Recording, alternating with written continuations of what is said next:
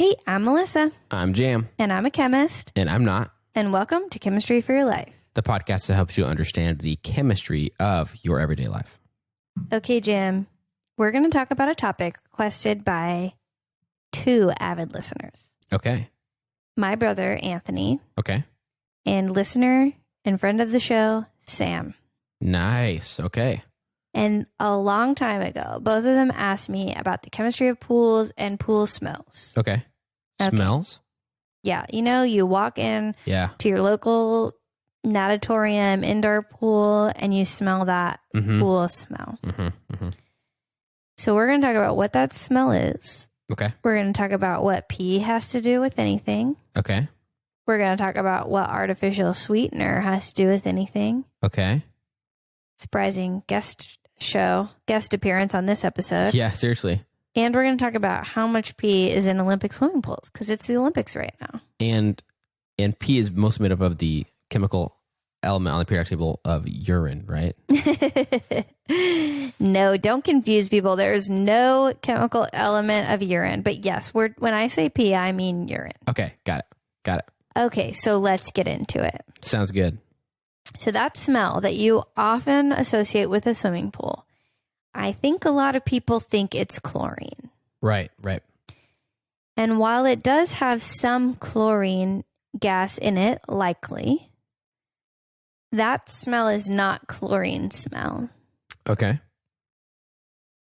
Instead, what you're smelling is a result of what they use to disinfect the pool mixed with other things. Okay. Called disinfectant byproducts. Okay. Okay, so pools usually, you know this because you worked at a pool store. Yes, I did years ago, but yes. Pools are generally disinfected with some form of chlorine. Chlorine gas is used a lot less often now because it is dangerous. But I do think sometimes they use stabilized, quote unquote, elemental, quote unquote, chlorine, where it's like chlorine tablets, but it's not really pure chlorine because that's a gas. Right. And they use sodium hypochlorite, which is basically just liquid bleach. Okay. Or calcium hypochlorite. These all do the same thing. Okay. They all react with water to create hypochlorous acid. Okay. And that acid is what kills the stuff we don't want in our pool. Got it. Does How does it know what to kill? What'd you say? How does it know what to kill? I think it kills mostly everything indiscriminately. Okay. Except for us. Not us. Yeah. That's the nice part. We are really big compared to the bacteria and such in our pool. So we are not impacted by that level of acid as the bacteria are. Right. Does that line up with what you've learned from working at a pool store? Yes. My understanding was pretty basic in that regard too. And it was like we would try to determine if they're having problems, if they had too little or too much chlorine. If they're having problems, it might be because the stuff was not getting killed very well in their pool. Right. And so they needed more. So yeah, that jives with my remaining understanding from the years ago that I worked at a pool store. Perfect. Okay. Well, other things can also be used to kill things in pools. Okay. Such as UV light. We know that UV light can do a lot of weird damage and chemical reaction. There's a whole episode on why things fade in the sun. Ozone can kill things. And bromine gas, which acts a lot like chlorine gas. Did you have any of those at your pool store? I feel like we did have bromine.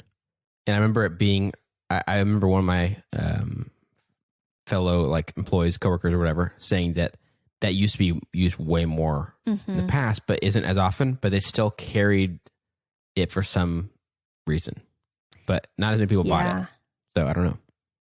Well, here is the thing. Chlorine kills everything it can kill. Yeah. But some things don't die with chlorine. Right. So a lot of times they'll use extra things such as UV light and ozone in addition to the chlorine as a 1-2 punch to get it all. Yeah. Got it. Did you have a lot of that back in your pool days? How would they use UV light? You mean I think in a filter, but I don't know for sure. Huh. I think a lot of commercial pools do that. Oh, have UV in the filter part. Oh, interesting. I think. Okay. That is me talking out of turn. Yeah. But I know that our friend works at a pool a swim school. Yeah. And she told me when they were starting back from coronavirus that they had a UV something. I see what you're saying. Yeah, that is not common in home pools at all. So I almost never saw that. It'd be cartridge filters that literally are just trying to get dirt and stuff. Okay. Sand filters. And all those are really just trying to get dirt and like things that you can almost see. Yeah. And not trying to filter any and kill anything. That's the only thing we'd use for that would be the chlorine. You rely on the chlorine for that. Okay, cool. So I tried to come up with an analogy for this, but all I could come up with was a chemical reaction in the lab. Uh-huh. But it also kind of reminds me of a witch's cauldron. I think that's a more realistic thing that people could think of. Uh-huh. So the chlorine reacts with water to create hypochlorous acid. Mm-hmm. But then that actually exists in equilibrium, which we've talked about before, where things go kind of back and forth. They're reacting forward and then breaking down, and they're reacting and then breaking down. Right. So listen to the episode about fluorine or fluoride in your teeth for more on equilibrium. Okay. Yeah. So that is what's happening with the hypochlorous acid. Well, then the hypochlorous acid breaks down into some ions. Mm-hmm. And those are sort of in equilibrium. So you get the hypochlorous acid breaking down. So you've got all this stuff going on in your pool. Yeah. And all of these things that are breaking down can also react with UV light if it's an outdoor pool to make even more products, even more things happening. So your pool is quite literally a swirling pool of chemical reactions. I see. Yeah. Like a witch's cauldron. And some of them create vapor. Chlorine gas is a vapor that is hovering above your pool, like the little vapors on top of a witch's cauldron. Right. So you have so much chemical reactions going on in there. Yeah. The main thing is the hypochlorous acid kills the bacteria. Okay. But this is a great chemistry lesson because in chemistry, if I go to the lab to make something, you mix A plus B and you get C is kind of what we put on paper most of the time. But in real life, you mix A plus B and you get C plus a little A plus a little B plus C might break down into D and E. And then you have to isolate the one thing that you want. And you could have anywhere from 1 to 30, impurities or even more. Yeah. And so I liked that this represented the complexity of a real chemical reaction. And that's why we have to do purification techniques in the lab. If I'm making, for example, a medicine and I mix A plus B together to get C, I'm going to get a lot of other things too. And I'm going to have to go through purifying it. And a lot of what we do in chemistry labs, both for research and in students' labs, is learning how to purify things. Got it. But in our pools, we don't purify it. Yeah. Do you know what we do instead? Add more. We add more by jumping in ourselves. Oh, right. Human beings who are covered with dirt, lotion, there's urine, perhaps other things, sweat, all kinds of stuff on our skin, bodies, hair.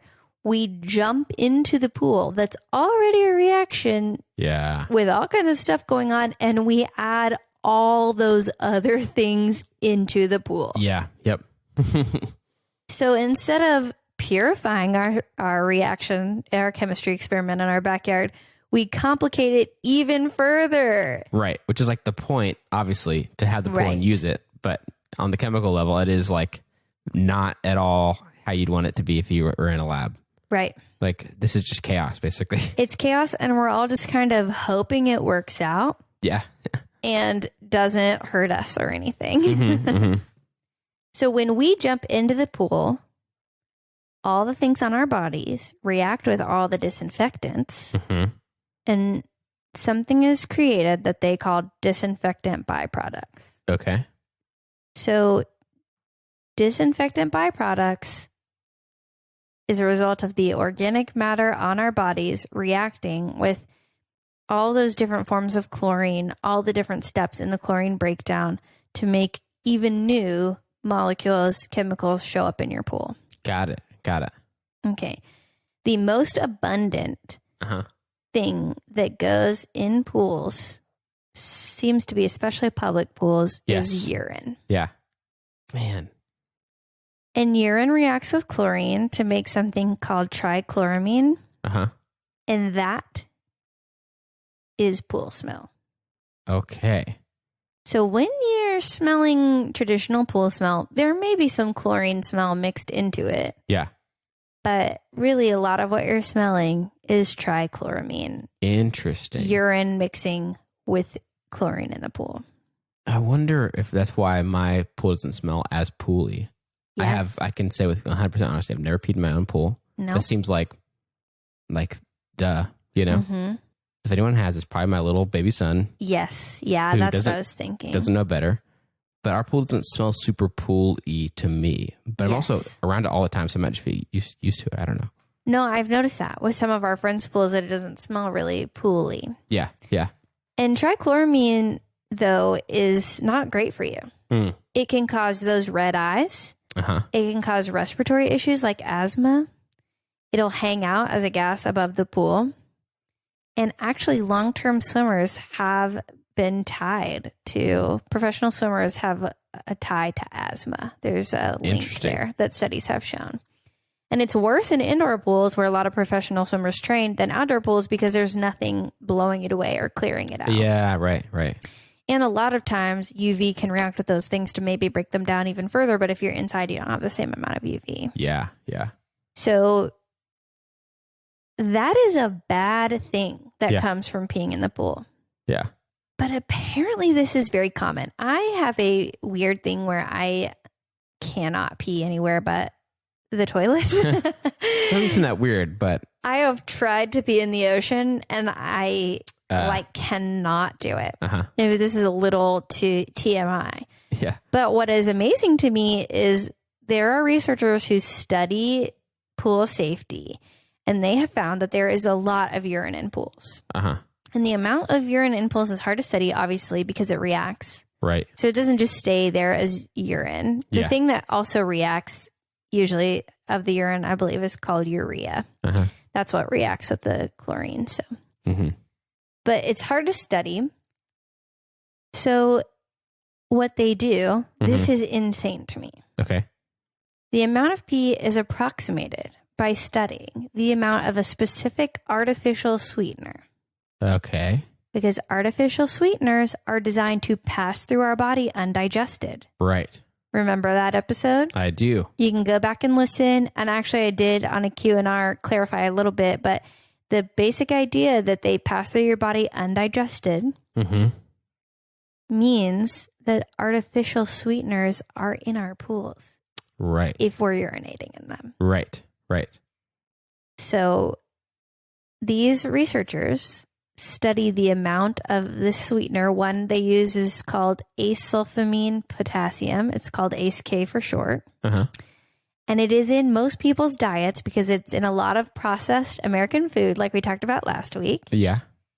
And they'll use the concentration of that sweetener in your pool to approximate how much urine is in the pool. Wow. Okay. Isn't that crazy? Yes. That is so smart. I would not have predicted that. I would have thought something specific about urine, like urea, would be what we'd look for. But it reacts. Artificial sweetener. Yeah. That is interesting. And a lot of urine is water, too. So I think a lot of it just goes out, reacts, is gone. So that's amazing to me. Yeah, that's interesting. So they use that to approximate the amount of urine in your pool. And their approximation is in a commercial size swimming pool, which is roughly 220,000 gallons. There are 20 gallons of urine. Wow. Dang.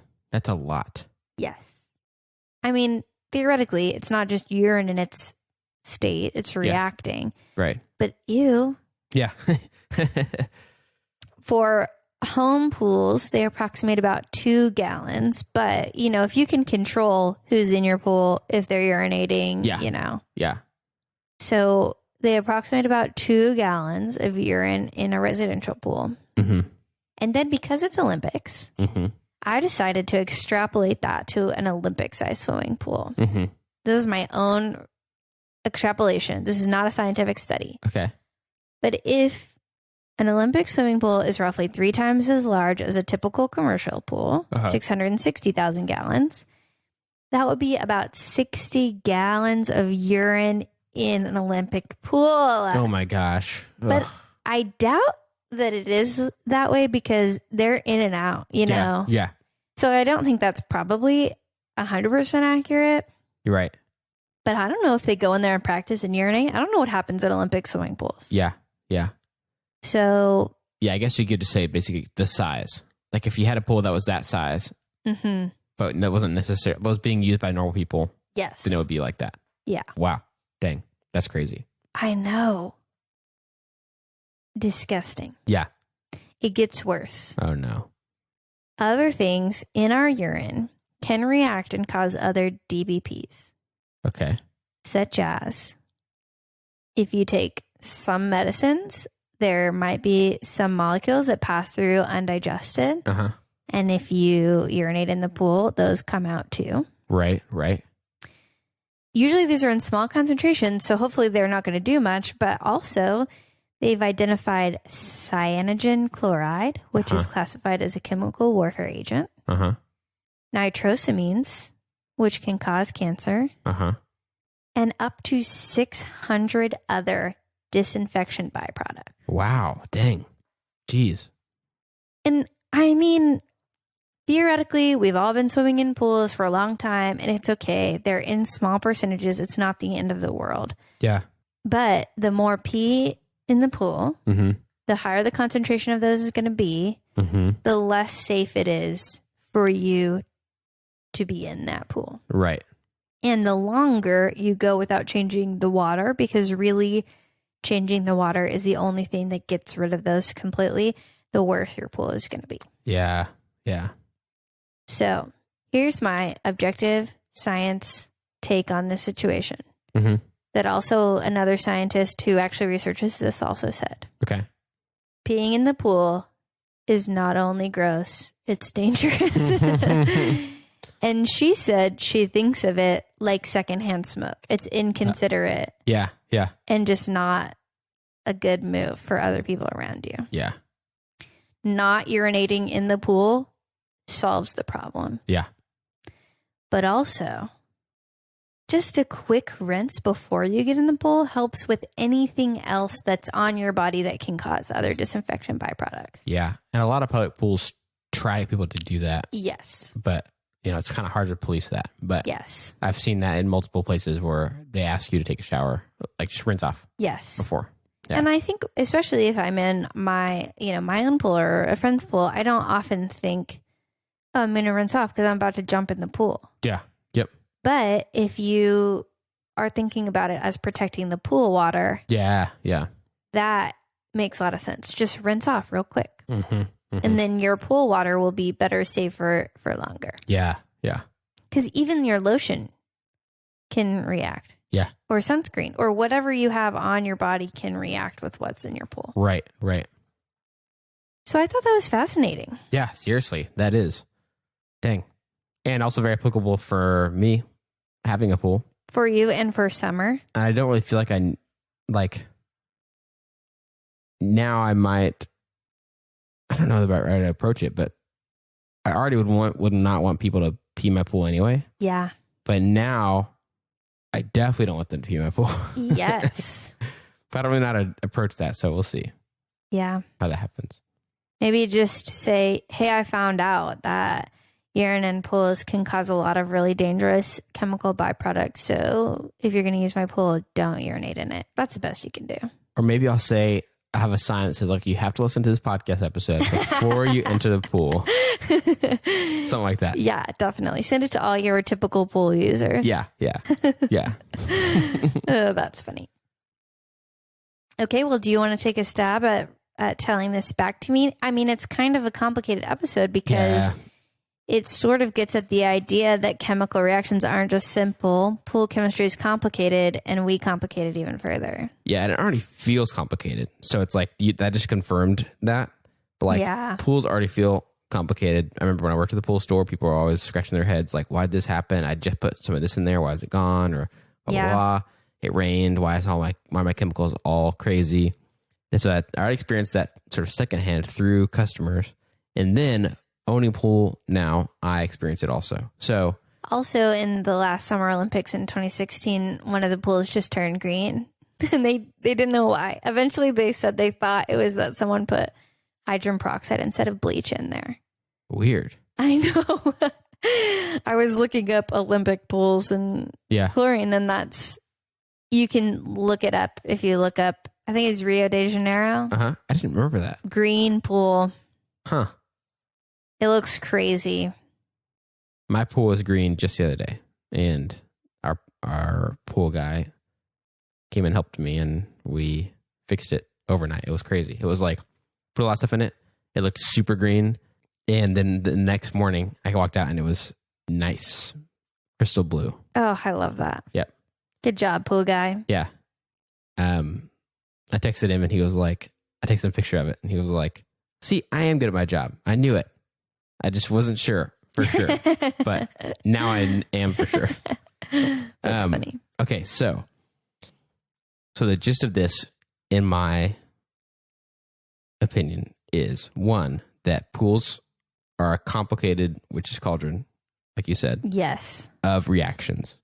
Lots of reactions happening. Yes. They're already happening before we even get in. Mm-hmm. And then, how dare we? We get in. We introduce a lot of other stuff. Mess up the chemical reaction. Mm-hmm.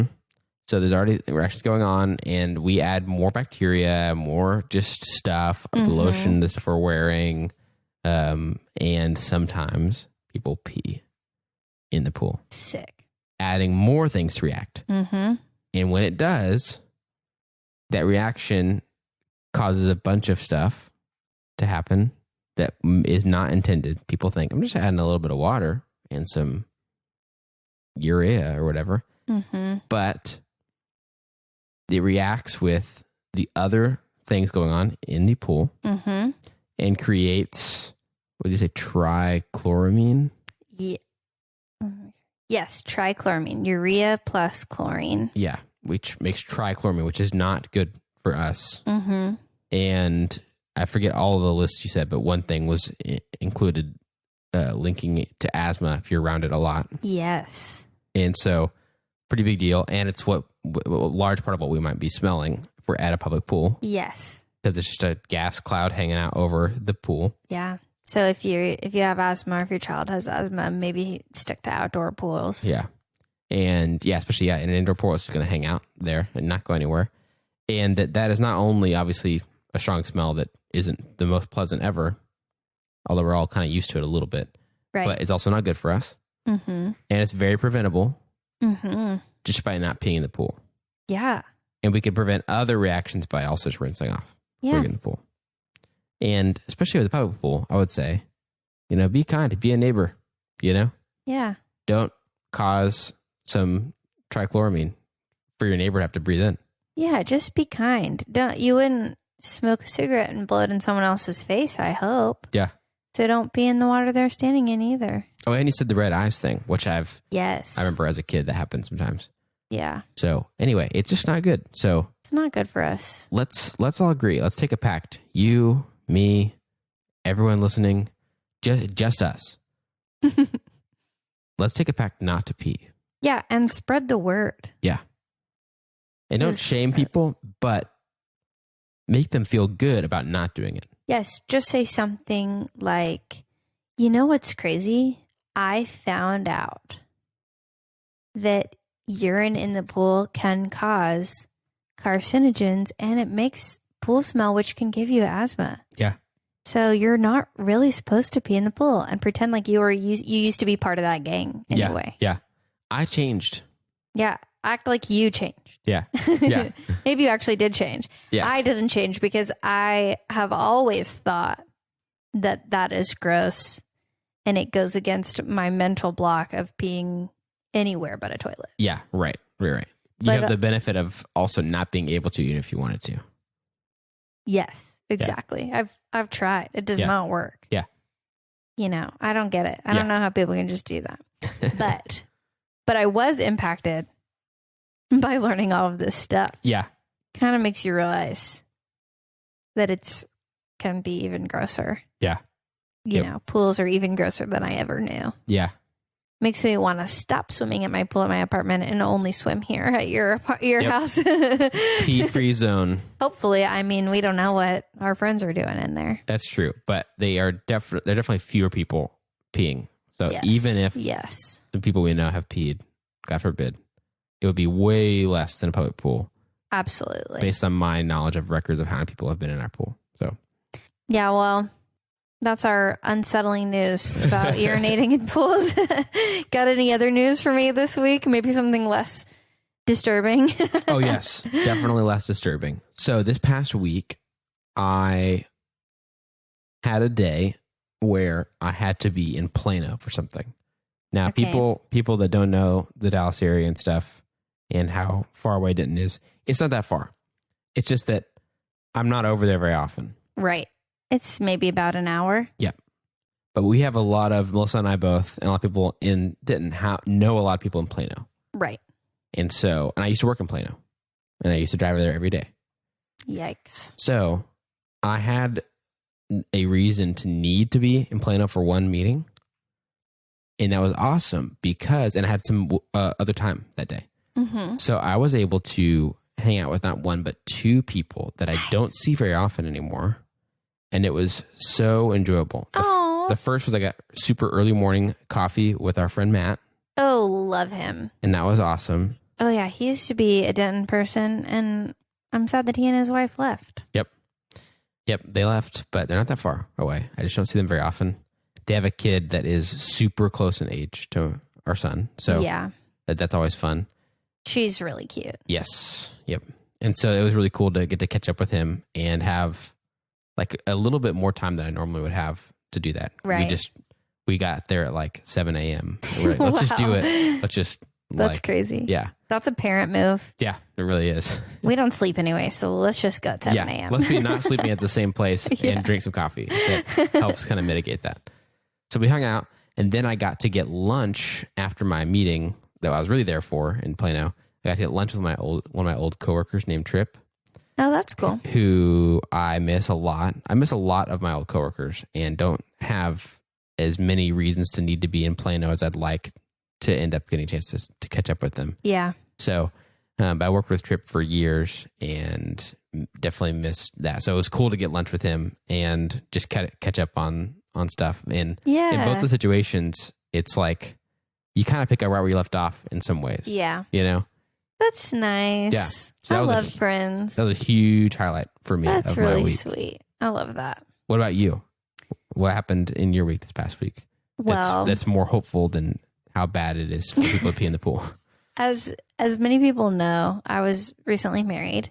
Not recently anymore. It's been months now. Mm-hmm. And we have been trying to get me on my husband's phone plan since we got back. Oh, yeah. That's a fun exercise. Yes. But there's life experiences. And then all the information that we had from the bill, from my dad, from our family plan, and my dad, my brother, and I are all on, was not working to transfer the line over. Oh, yeah. No matter what we did. It was inexplicable. What the heck? And all the information was definitely right. I don't know what the problem was. Yeah.